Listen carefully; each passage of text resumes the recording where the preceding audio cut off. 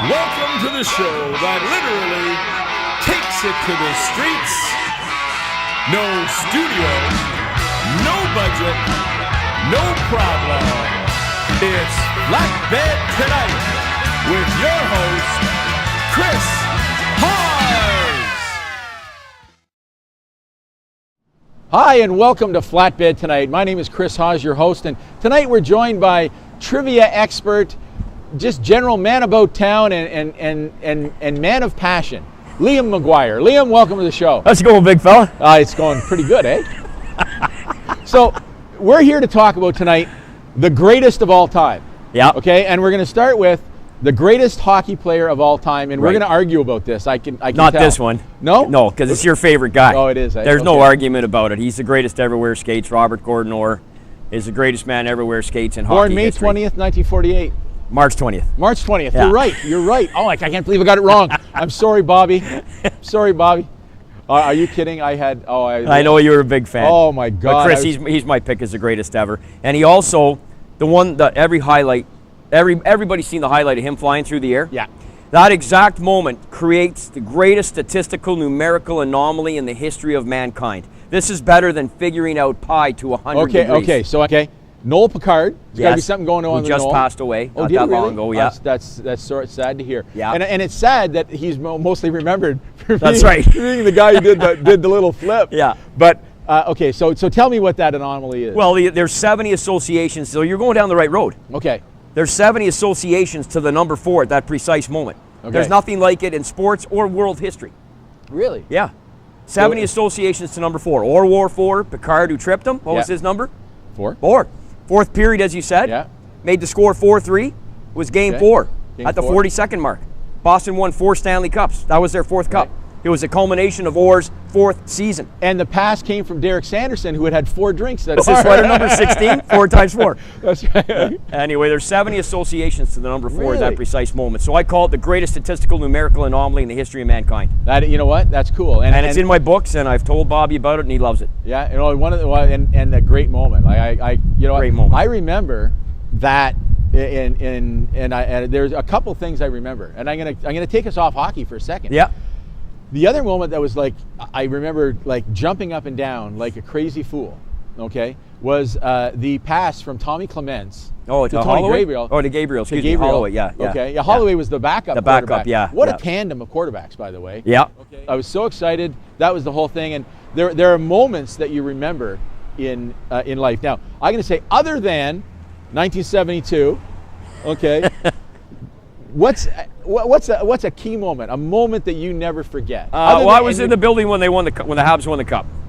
So that's Yeah. pretty special. Absolutely. It was the day before my 20th birthday.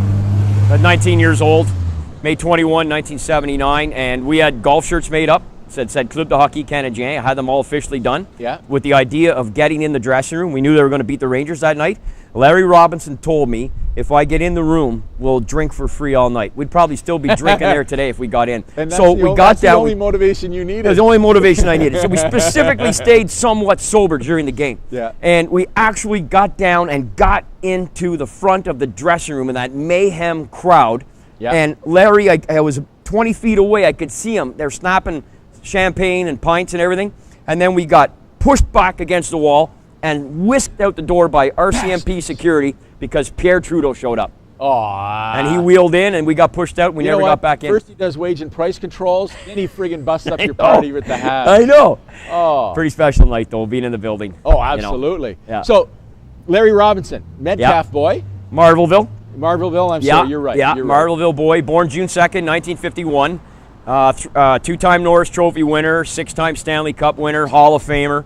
And on February 17th, 1974, he set the hockey world on its ass when he destroyed Dave Schultz in that fight.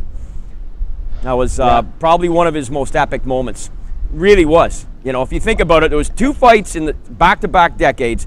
John Ferguson beating Ted Green in October of '63, and Larry beating Schultz in February of '74. That really, if you look what came after for the Habs, a lot of the tone was set by those 2 fights. Well, and the funny thing is that he never really had to fight ever again.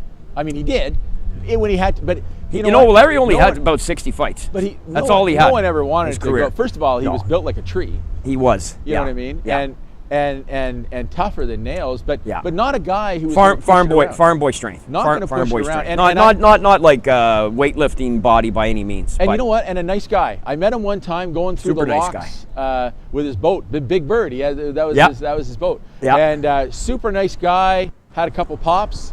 And Just like we're doing. You know what I mean? Yeah. Absolutely, absolutely, it was great. So we're gonna finish off, but All right. I want you to leave us with one indelible memory, okay? Other than all those that we trivia that nobody knows right now, but they can take away and impress their friends the next day at school. Well, the easiest one probably is the number of players that wore number 99 in NHL history, because most just think it's Wayne. Some remember Wilf Paymon with the Leafs. Okay. And an ardent fan may remember former Ottawa Senator GM Rick Dudley with the Winnipeg Jets. Really? But there I were didn't know three that. guys before that, Leo Burgot, Des Roche, and Joe Lamb. So if you take nothing from Flatbed tonight and my segment on here right now, take away the fact there were 6 players that wore 99 in NHL history, and you'll win pints at your watering hole all day. Do you know what? I love winning pints. I won pints at your watering hole back in the day at the original six when we used to do the trivia thing and everything. We go back that far. Wow, man. In the early '80s. Yeah. And, we weren't close, like, you know what I mean. That's But 38 years ago. Is that how long ago it Yeah. was? I was there 88 to That's 91. not possible because I would have been not of age at that time. I'm only 38 now. There you for go, crying out brother. loud. Anyways, listen, it's been great having you, Liam. Thanks, man. I always love to see you. We Thanks, will buddy. see you around sometime soon. You got it. Thank you very much for joining us. This has been Flatbed Tonight. I'm Chris Hawes. See you next time.